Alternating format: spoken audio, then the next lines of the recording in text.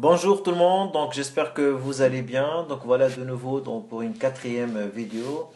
Donc cette vidéo, ça sera pour la correction donc des trois premiers exercices qu'on a vus dans la vidéo précédente. Donc l'exercice 6, 9 et 11. Alors pour cela, on va commencer par un petit rappel sur le cours. Donc on a la forme algébrique d'une fonction du second degré qui est de la forme ax au carré plus bx plus c, avec a, b et c des nombres réels. Et la seule condition qu'on a ici, c'est que a il doit être différent de 0. Alors la représentation graphique d'une fonction du second degré est une parabole de sommet S et d'abscisse x égale moins b sur 2a. Donc on a deux cas différents selon le signe de a. Donc si a il est positif, donc supérieur à 0, on a une parabole qui a les extrémités qui sont orientées vers le haut et qui admet un minimum pour une abscisse x égale moins b sur 2a. Si a il est négatif, donc la parabole elle est inversée, donc ses extrémités sont orientées vers le bas et qui admet un maximum, donc le sommet S avec une abscisse de moins b sur 2a. Au niveau du tableau de variation, donc on a deux lignes. Donc la première ligne c'est pour la variation des x et la deuxième c'est pour la variation de la fonction. Donc ici, dans le cas où a est positif, donc la fonction elle admet un minimum, donc elle est décroissante, ensuite elle est croissante. Alors dans le cas où a est négatif, donc ici on a une fonction croissante jusqu'au maximum et après elle est décroissante. Alors donc ici on va corriger l'exercice 6, 9 et 11. Dans le premier exercice, donc il nous demande de préciser les coefficients a, b et c pour les fonctions donc f de x, h de x, g de x et i de x. Donc cette partie elle est sur 6 points. Donc j'ai réparti les points sur les 4 fonctions, un point et demi pour chaque fonction. Pour l'exercice suivant, donc il nous demande la fonction est-ce qu'elle admet un maximum ou un minimum. Par la suite calculer l'abscisse du minimum ou du maximum, donc l'abscisse x, et son image donc pour déterminer le maximum ou le minimum de cette fonction. Donc cet exercice il est sur 12 points répartis sur les 4 fonctions, donc 3 points pour chaque fonction. Et donc la dernière question c'est d'établir le tableau de variation sur un intervalle -1, 4. Donc ce qui nous fait un total de 30 points pour les 3 exercices. Allez, on va commencer maintenant pour la première fonction, donc la fonction f de x qui est égale à x au carré plus 1. Donc pour la première question, donc il nous demande de déterminer les coefficients a, b et c. Donc on commence par le a, donc a c'est le coefficient qui se trouve avant le x au carré. Donc quand on regarde par rapport à notre fonction avant le x au carré, on n'a rien ici, donc a égale à 1. B, donc c'est le coefficient qui se trouve avant le x. Donc ici, dans cette fonction, on n'a pas de x, on n'a pas la fonction x. Donc le b est égal à 0. Le c, donc c'est la constante qui se trouve toute seule. Donc ici, c'est 1. Cette fonction, donc ici, on a le a est positif, donc égal à 1 supérieur à 0, donc il est positif. Donc cette fonction, elle admet un minimum. Alors, par la suite, donc, pour calculer la valeur de x qui correspond au sommet, donc qui correspond ici au minimum, on utilise la formule moins b sur 2a, donc en remplaçant b par sa valeur qui est 0 et a par 1, donc on fait le calcul, on trouve x égale à 0. Donc maintenant, on va calculer, donc déterminer le minimum de cette fonction, donc pour ça, on va calculer l'image de x. Donc soit on peut prendre la fonction f de x en remplaçant tous les x par 0 et on fait le calcul sur la calculette. Ou sinon on peut utiliser la calculatrice avec le menu table. Donc moi je vais utiliser la deuxième option parce qu'en fait on va calculer l'image de 0. Par la suite pour le tableau de variation on va calculer l'image de -1 et enfin on va calculer l'image de 4. Donc c'est pour ça que j'utilise le menu table. Donc c'est plus simple et plus sûr. Alors pour cela, donc on va aller dans menu table. Donc, dans Y1, on va saisir la fonction x au carré plus 1. On valide. Ensuite, on va dans 7 avec la touche F5. Donc, on définit donc, le point de départ qui est moins 1 et le point de la fin donc, qui est 4. Le step, donc c'est le pas, on choisit 1 ou donc c'est aléatoire. Donc on valide et après on va sur F6 dans table. Donc ici on a l'image de moins 1 qui est 2, donc on va chercher l'image de 0 donc qui est 1 et l'image de 4 qui est 17. Donc pour avoir ces résultats, donc il suffit de taper 0, donc on saisit 0, on valide, on a l'image de 0 et par la suite donc on saisit 4, on valide avec ex, on aura l'image de 4. Donc, d'après la calculatrice, donc l'image de 0 est 1. Donc, on peut dire ici que f a un minimum égal à 1 pour x égale à 0. Donc, ces trois dernières questions, donc pour l'exercice 9, ils sont sur 3 points. Alors, la dernière question, donc, c'est d'établir le tableau de variation sur l'intervalle moins 1, 4. Donc, notre intervalle de travail est le moins 1, 4. Donc, on va convenir ici sur la ligne des x. Et en commençant donc les x par moins 1 et on finit par 4.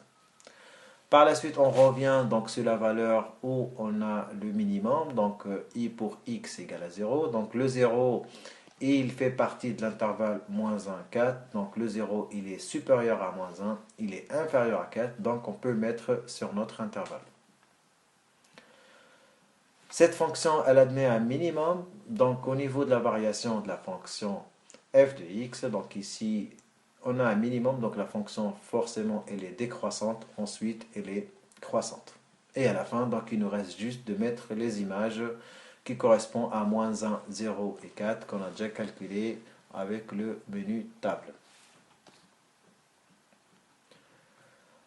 Avant de passer à la deuxième fonction, j'ai fait une représentation graphique de cette fonction f de x sur un intervalle plus large que moins 1, 4. Donc ici, on est sur l'intervalle moins 3, 5. Donc on voit ici avec les traits interrompus ou les traits pointus, donc la fonction f de x et avec la partie coloriée. Donc ici, on a la fonction f de x sur l'intervalle moins 1, 4. Ici, donc, on voit le point S, donc c'est le sommet de cette parabole, donc qui est dans ce cas donc un minimum avec une abscisse x égale à 0 et un minimum de 1. On passe maintenant pour la deuxième fonction, donc g de x.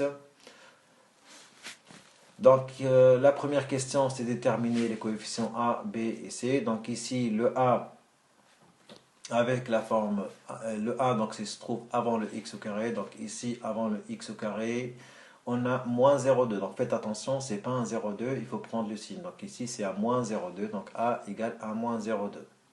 B, donc c'est la valeur que se trouve avant le x ici, donc c'est 5. C, donc c'est la valeur que se trouve toute seule ou une constante, donc ici il n'y en a pas, donc c'est 0.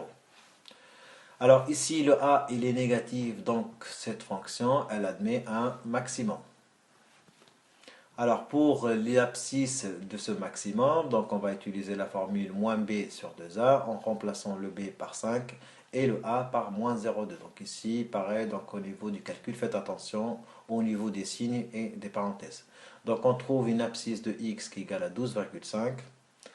Donc maintenant pour déterminer le maximum de cette fonction, donc il faut déterminer l'image de 12,5. Donc pour cela, on va prendre la calculatrice avec le menu table et on va déterminer l'image de 12,5, l'image de moins 1 et l'image de 4.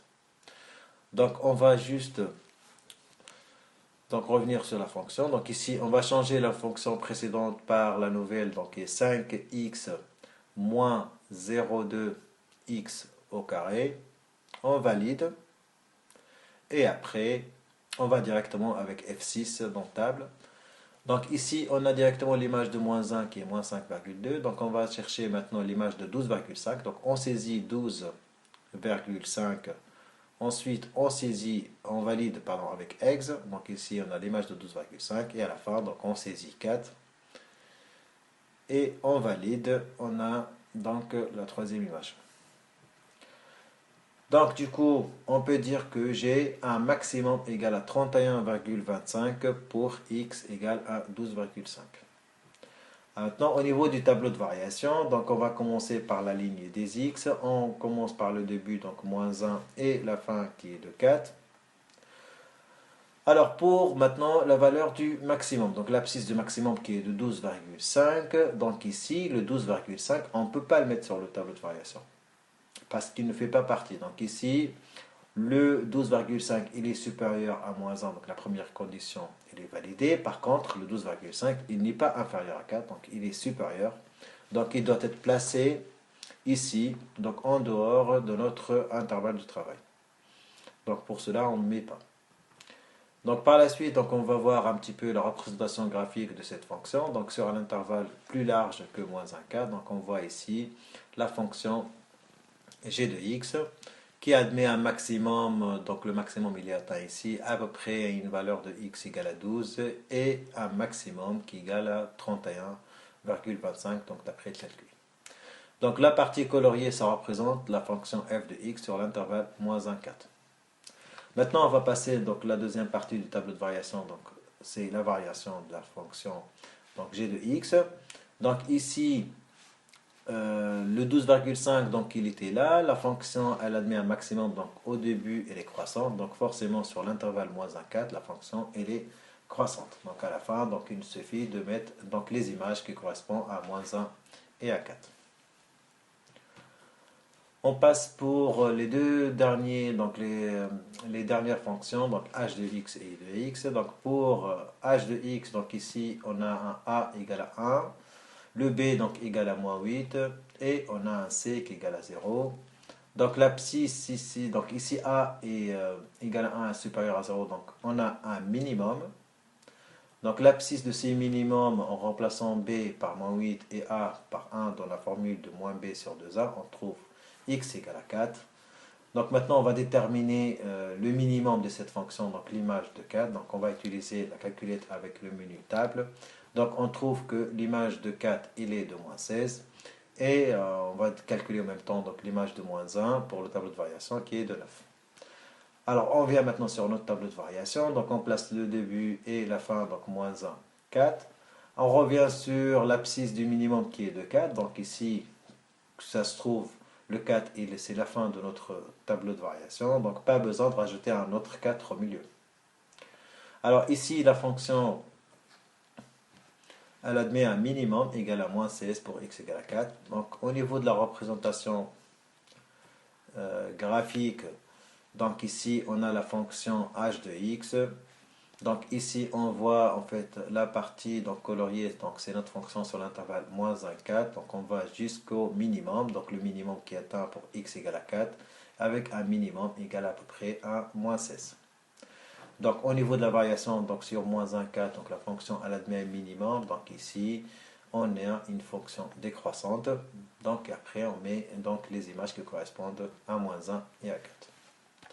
Alors on passe maintenant pour la dernière fonction. Donc ici on va déterminer la valeur de les coefficients a, b et c. Donc a ici donc c'est la valeur que se trouve avant le x au carré. Donc ici c'est 1,5. Le b donc c'est la valeur que se trouve avant le x. Ici on n'a pas, donc c'est 0. Et c donc c'est la valeur que se trouve toute seule. Donc ici c'est moins 6. Alors le a est positif, donc la fonction i a un minimum.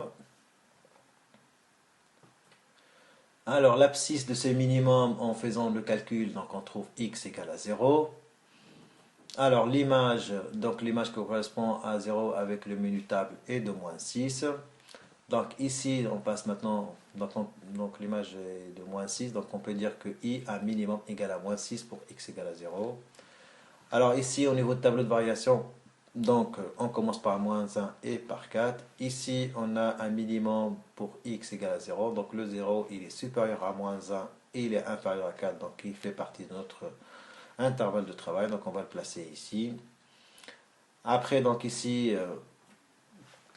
donc on voit la représentation graphique de cette fonction. Donc ici on a le minimum qui est atteint pour x égale à 0 avec un minimum de moins 6.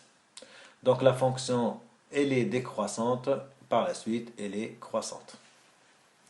Donc il nous reste juste à mettre donc les images qui correspondent à chaque valeur.